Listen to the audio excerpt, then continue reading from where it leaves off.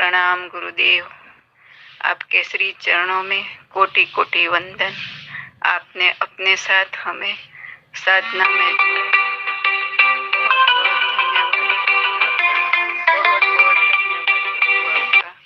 मैं अपना एक अनुभव शेयर करना चाहती हूँ। एक रात आप मेरे सपने में आए और मैंने देखा अपने आप को, और आपको भी मैंने अपने अंदर देखा। मैंने मेरा आसमान देखा, बहुत बड़ा आसमान था प्रभु, और आप मेरे उस आसमान पर बैठे थे और मेरी सब परतें निकाल रहे थे। मैं वो कोने में खड़ी देख रही थी। मैंने देखा आप क्या कर रहे हो। बहुत सारी परतें निकाल दी प्रभु आपने। फिर मेरी ओर देख के मुस्कुराए और मुझे इशारा किया, अब अंदर झांको। मैंने अंदर देखा, जैसे कुएं में हम देखते हैं, साफ सुथरा पानी जैसा कुछ शाइन कर रहा था। फिर जैसे मैंने आपकी ओर देखा, आप अदृश्य हो गए। फिर मैं पूरी रात आपको ढूंढती रही, आप नहीं दिखे, आप नहीं मिले प्रभु। अब मैं क्या करूं? और ये क्या था? मैं कोने पे खड़ी थी और कभी कोना था ही नहीं। आसमान बहुत बड़ा था, बहुत बड़ा था प्रभु। कृपया मेरा मार्गदर्शन करो। जय गुरुदेव, जय गुरुदेव। प्रणाम आपको। ये बातें थोड़ा समझना मुश्किल होगा।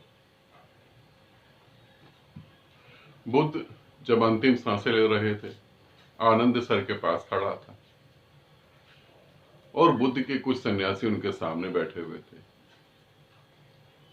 बुद्ध ने धीरे से आंखें बंद कर ली। अभी सांसें कुछ बाकी थी।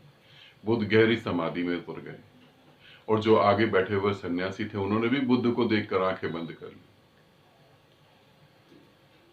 और बुद्ध कहीं नीले आकाश में बैठे हुए थे अपने आसन में, और वो 4-5 सन्यासी भी अपने आसन में वहीं पर बुद्ध के सामने नीले आकाश में बैठे थे। बुद्ध उन्हें वो परम ज्ञान दे रहे थे जो चाहते वक्त बुद्ध को देना था। और जब बुद्ध ने धीरे से आंख खोली तो बुद्ध अपने ही आसन में लेटे हुए आखिरी सांसें ले रहे थे। और जब उन सन्यासियों ने आंख खोली तो वो देखना, उन्होंने इधर उधर मुड़ के देखा, कहीं कुछ भी नहीं। उन्होंने देखा सभी लोग बैठे हैं, कोई रो रहा है, कोई नीचे सर करके बैठा है, किसी की आंख में आंसू हैं। मगर उन चारों ने जब अपने आप को एक दूसरे को देखा तो वो एक दूसरे को आंखों में इशारा करा कि अभी बुद्ध ने तो हमें बहुत बड़ा ज्ञान दे दिया। बुद्ध ने तो वो सूत्र बताया जिससे मुक्ति प्राप्त हो सकती है। यही होता है, अगर गुरु तुम्हें सीधे सीधे कुछ कहे तो तुम्हें वो समझ नहीं आती, क्योंकि संसार के इतने सारे तर्क, इतनी सारी मान्यताएं, इतने सारे विचार तुम लेकर बैठे हो। हम इतने समझदार होते हैं कि हम गुरु को अपनी कसौटी पे कसते हैं। मजेदार बात है, हम गुरु को अपनी कसौटी पे कसते हैं। हम तो अंधों की तरह धक्के खा ही रहे हैं, हम तो वासना की दलदल में गिरे ही हुए हैं, और हम गुरु को कसते हैं कसौटी पर। हम अपनी धारणाओं पर गुरु को ठीक और गलत साबित करने में लगे रहते हैं, जबकि गुरु तो उन सब चीजों से बहुत दूर है। जब तुम्हारे साथ ऐसा हो रहा होता है तो गुरु के पास एक दूसरा उपाय होता है, तुम्हें शिक्षा देने का, तुम्हें समझाने का। तब तुम्हारा जब चेतन मन सो जाता है और अवचेतन मन खुलता है, तो अवचेतन मन जब हर चीज को स्वीकार करता है, तब गुरु वहां जाकर तुम्हें फिर बताता है, तुम्हें वो मार्ग देता है। और गुरु ही नहीं, बहुत सारे ऐसे साइंटिस्ट हुए हैं जो बहुत खोज कर रहे हैं, बहुत खोज कर रहे हैं, कुछ समझ नहीं आ रही, गहरी नींद में सो गए, अचानक अस्तित्व उन्हें बताता है कि ऐसे करोगे तो ऐसा हो जाएगा। इस जिस फार्मूले को तुम ढूंढने और करने में लगे हो, उसे ऐसे भी करा जा सकता है। बहुत सारी खोज तो नींद में कंप्लीट होती है। बहुत सारे नियम, बहुत सारे सिद्धांत तो कल्पनाओं में ही पैदा होते हैं। जिन्होंने आकाश में उड़ने की सोची और हवाई जहाज बनाने की सोची, सबसे पहले कल्पनाओं में ही बनाया था, हकीकत में नहीं बनाया था। इसी तरीके से गुरु जब तुम्हारी नींद में जाता है तो तुम्हारा चेतन मन सो चुका होता है। फिर गुरु वहां पर अपनी उस शिक्षा को, उसने प्रेम को, अपनी करुणा को प्रकट करता है, और फिर तुम्हें जागने पे पता लगता है ऐसा भी हुआ था। मगर तुम अभी उसे स्वीकार नहीं कर पाओ, क्योंकि अब भी तुम्हारे तर्क मरे नहीं। अब भी तुम्हारा मैं मरा नहीं, इसलिए तुम उसे स्वीकार नहीं कर पाओगे। अब भी तुम्हारे पास लाखों जन्म वापिस हैं, अब भी तुम लाखों जन्म लेना चाहोगे, इसलिए उसे स्वीकार नहीं कर पाओगे। गुरु से ज्यादा पावरफुल तो उसके शिष्य होते हैं जो उसकी शिक्षा को नकारते ही चले जाते हैं, नकारते ही चले जाते हैं, चाहे अगला जन्म क्यों ना लेना हो। जब गुरु तुम्हें सपने में बताता है तो हकीकत में तुम्हें वो सपना लगता है, क्योंकि उसके अलावा तुम कुछ जानते भी नहीं, मगर वो हकीकत होती है। फिर गुरु तुम्हारी दर पर दर खोलता है, परते खोलता चला जाता है, और फिर तुम देखते हो। और जब तुम उस जगह आ जाते हो जहां अब तुम्हें विलीन होना है, जहां अब तुम्हें समाप्त होना है, गुरु भी अपने निराकार में चला जाता है। फिर तुम्हें गुरु नहीं दिखता, फिर तुम गुरु को नहीं ढूंढना, फिर गुरु को मत ढूंढना फिर तुम निराकार में लीन हो जाना। गुरु का काम क्या है? आकार से निराकार तक की यात्रा तुम्हारी करवा दी, सामने निराकार खड़ा है, उसमें एक हो जाओ। गुरु के पीछे नहीं चलना, इसे ध्यान रखना। गुरु के पीछे पीछे नहीं चलना, गुरु को नहीं फॉलो करना। गुरु क्या है? गुरु निराकार है, गुरु का कोई आकार नहीं है।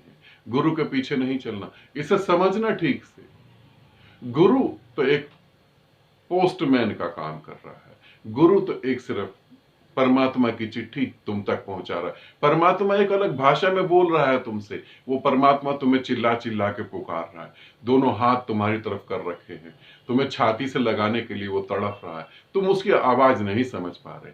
फिर एक व्यक्ति होता है जो गुरु होता है, वो उस परमात्मा की आवाज को अपने हृदय में लेके आता है, और फिर वो तुमको शेयर करता है, तुम्हें बताता है। अब तुम इसको ना पकड़ लो, ये ध्यान रखना, तुम्हें इसे नहीं पकड़ना, वो तुम्हें वो मैसेज दे रहा है बस, और तुम उस मैसेज को एक्सेप्ट कर लो और फिर उसी की तरफ चले जाओ। गुरु का काम कैसा है? गुरु का काम ये है, जैसे एक व्यक्ति ने शादी करी और उसके घर में लड़की का जन्म हुआ, बड़ा खुश हुआ। जब बड़ा खुश हुआ अपनी लड़की को गोदी में उठा के, तब भी वो ये बात तो जान रहा है कि ये लड़की मेरी अमानत नहीं है, आज नहीं कल किसी के हाथ में इसका हाथ चला जाएगा। बहुत प्यार कर रहा है, उसे अच्छे स्कूल में एडमिशन भी करवाना है, उसे पढ़ाना भी है, उसे लिखाना भी है, उसे डांटना भी है, उसे संवारना भी है, उसे और सुंदर और बुद्धिमान बनाना है, ये जानते हुए कि ये मेरी नहीं है, ये किसी और की है। आज मेरे लिए कह रही है कि पापा आपको कुछ हुआ तो मैं जान दे दूंगी, मगर आने वाले कल में ये कहेगी अपने पति को, मैं तुम्हारे लिए ही जान दे सकती हूं और किसी के लिए नहीं। पिता को पता है ये घटना घटने वाली है, वो सब कुछ करेगा पिता, मगर ये जानते हुए कि मेरी अमानत नहीं है। यही गुरु है। गुरु जानता है कि तुम परमात्मा की अमानत हो, मेरी अमानत नहीं है। गुरु तुम्हारी बातें भी सुनेगा, गुरु को तुम उल्टे सुलटे शब्द बोलोगे वो भी सुन लेगा, फिर भी तुम्हें गले लगाएगा, फिर भी तुम्हें प्यार करेगा, फिर भी तुम्हारी बातों को सुनेगा, तुम्हारी बेकार की बातों को सुनेगा। इसलिए नहीं कि उसे कोई लालच है, उसका ये काम है तुम्हें संवारना, निखारना, तुम्हें और निखारना। और उसे पता है कि तुम उसके नहीं, तुम किसी और की अमानत हो, तुम्हें वहां जाना है। इसे अच्छे से समझना। मेरे पीछे मत चलो, मेरे पीछे बिल्कुल मत चलो, तुम ऐसे धोखे में आ जाओगे। तुम मोबाइल में मेरी वीडियो देख रहे हो, तुम मोबाइल में मेरी वीडियो देखते हो तो तुम ये समझ लो कि ये वीडियो और ये मोबाइल ही गुरु है, तो तुम चूक गए, तब तो तुम चूक जाओगे। उसी तरीके से तुमने अगर ये समझ लिया कि मोबाइल ही गुरु है तो तुम चूक जाओगे। उसी तरीके से तुमने समझ लिया कि ये गुरु है, तब भी तुम चूक जाओगे। ये गुरु नहीं है। जैसे मैं मोबाइल का उपयोग कर रहा हूं तुम तक अपनी बात पहुंचाने का, वैसे मैं इस शरीर का उपयोग कर रहा हूं तुम तक बात पहुंचाने का। मैं शरीर नहीं हूं, निराकार हूं, और इस निराकार से तुम्हें एक होना है, इससे नहीं एक होना। इसके पीछे मत भागना। ये तो 7.5 मन लकड़ में जल के राख हो जाएगा, तब क्या कर लोगे तुम? इसके पीछे नहीं भागो, जैसे मैं तुम्हें कह रहा हूं मोबाइल को अपना गुरु मत समझ लेना, ये ना करना कि मोबाइल को रख के उसकी आरती करना और सोचना तुम्हें ज्ञान प्राप्त हो जाएगा, धूप बत्ती अगरबत्ती कर दो तो तुम्हें ज्ञान प्राप्त हो जाएगा, जैसे लोग कृष्ण और शिव के साथ कर रहे हैं। ऐसा नहीं करना, इसके पीछे मत भागना। ये तो एक छलावा है, ये तो एक धोखा है। आज है, अगले पल नहीं होगा, तो क्या करोगे? इसके द्वारा जो निराकार फैल रहा है उसमें प्रवेश करो, वही तुम्हारा गुरु है। और ये गुरु जो निराकार है वो यहां नहीं, तुम्हारे हृदय में विराजमान है, उसी की तरफ जाना है तुम्हें, इसकी तरफ नहीं। गुरु ये विलीन हो जाएगा, ये ज्यादा टिकेगा नहीं, ये विलीन हो जाएगा, उसी विलीनता में तुम्हें भी विलीन हो जाना है। ठीक है, आनंदित रहो, सदा खुश रहो, बहुत बहुत प्रेम तुम्हें।